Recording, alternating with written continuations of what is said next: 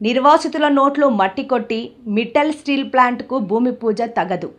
కానీ నేటికి నిర్వాసితులకు పూర్తి స్థాయిలో పరిహారం ప్యాకేజీ ఇవ్వకుండా భూమి పూజ చేయడం అన్యాయమని ఈరోజు సిపిఎం జిల్లా కార్యాలయంలో ఏర్పాటు చేసిన విలేకరుల సమావేశంలో సిపిఎం కేంద్ర కమిటీ సభ్యులు కె లోకనాథం రాష్ట్ర ప్రభుత్వాన్ని ప్రశ్నించారు. కార్యదర్శి సభ్యులు అప్పలరాజు గారు మేమంతా కలిపి ఆ నిర్వాసిత పాలనలో ప్రాంతాలకి ఒక బృందంగా పర్యటన చేయడం జరిగింది. మార్చి 23వ తేదీ చాలా ప్రాముఖ్యత కలిగిన తేదీ.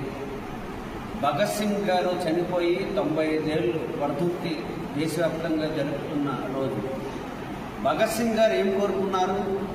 ఈ దేశంలో ప్రజలందరికీ న్యాయం జరగాలి, స్వేచ్ఛా వాయువులు కావాలి, ఈ సంపద ఏదైతే ఉందో అందరికీ అందుబాటులో రావాలని. కానీ అదే రోజు ఎవరైతే నిర్వాసితులు ఉన్నారో నిర్వాసితులకు అన్యాయం చేసి ఆర్సెల్ మిట్టల్ నిప్పన్ స్టీల్ ప్లాంట్కి శంకుస్థాపన చేయబోతా ఉన్నారు. సిపిఎం పార్టీ అభివృద్ధికి వ్యతిరేకం కాదు. అభివృద్ధి ప్రజల అభివృద్ధిగా ఉండాలి, ఆ ప్రాంత అభివృద్ధిగా ఉండాలి, ఉపాధి అవకాశాలు పెంచే అభివృద్ధిగా ఉండాలి, ప్రజల యొక్క జీవన విధానంలో మార్పు రావాలని సిపిఎం పార్టీ కూడా కోరుకుంటాము. కానీ మేము వెళ్ళిన ఆ ప్రాంతాలు పర్యటన చేస్తే దాదాపు 7 గ్రామాల్లో 745 మంది నిర్వాసితులు ఎవరైతే ఉన్నారో ఆ నిర్వాసితులకు సంబంధించి కనీసమైన మౌలిక సదుపాయాలు కూడా కల్పించింది. సెప్టెంబర్లో ప్రజాప్రాయ సేకరణ చేశారు. అన్ని రకాల అనుమతులు 6 నెలలు వచ్చేసాయి.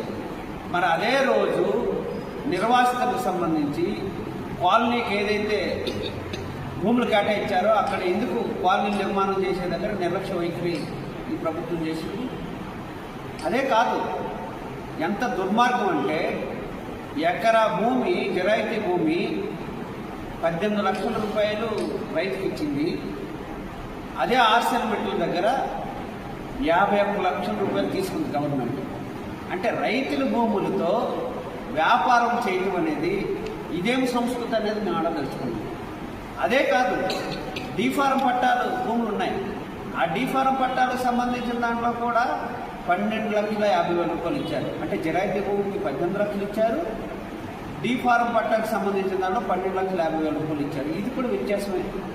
సుప్రీంకోర్టు స్పష్టంగా చెప్పింది, మేకల్ పాండు అనే కేసులో స్పష్టంగా చెప్పిందంటే జిరాయితీతో సమానంగానే ఏవైతే డీఫారం పట్టా భూములు ఉన్నాయో దానికి ఇవ్వమని, దాన్ని కూడా అమలు చేయలేదు. ఇంకోటి ఏమని చెప్తున్నారు కూటమి ప్రభుత్వం? మేము చట్టానికి నిబద్ధతగా ఉంటాం, చట్టాన్ని అమలు చేస్తామని స్పష్టంగానే వాళ్ళు చెప్తా ఉన్నారు. 2013 భూసేకరణ చట్టం ప్రకారంగా వాళ్ళ యొక్క అభిప్రాయాలతో సంబంధం లేకుండా వాళ్ళు ఒక నెగోషియేషన్ కమిటీ ఏర్పాటు చేయాలి. ఎక్కడైనా ల్యాండ్ ఎక్విజిషన్ జరిగితే మొట్టమొదటి చేయాల్సిందంటే జిల్లా కలెక్టర్ చైర్మన్గా ఉంటారు. కొంతమంది అధికారుల్ని దానిలో బృందంగా పెడతారు. నెగోషియేషన్ జరగాలి. నెగోషియేషన్ కమిటీలో రైతులు, కూలీలు, వృత్తిదారులందరూ పెట్టాలి.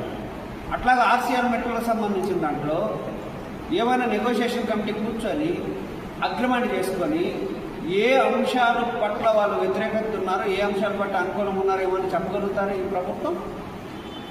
దాన్ని నిలదీస్తే యూనిపీడీ యాక్ట్ పెట్టారు మా అప్పలరాజు గారి మీద. కొన్ని పీడీ యాక్ట్ పెట్టిన దానిలో ఇప్పుడు చూసాం, దానికి ఏమి ఆధారాలు లేవు.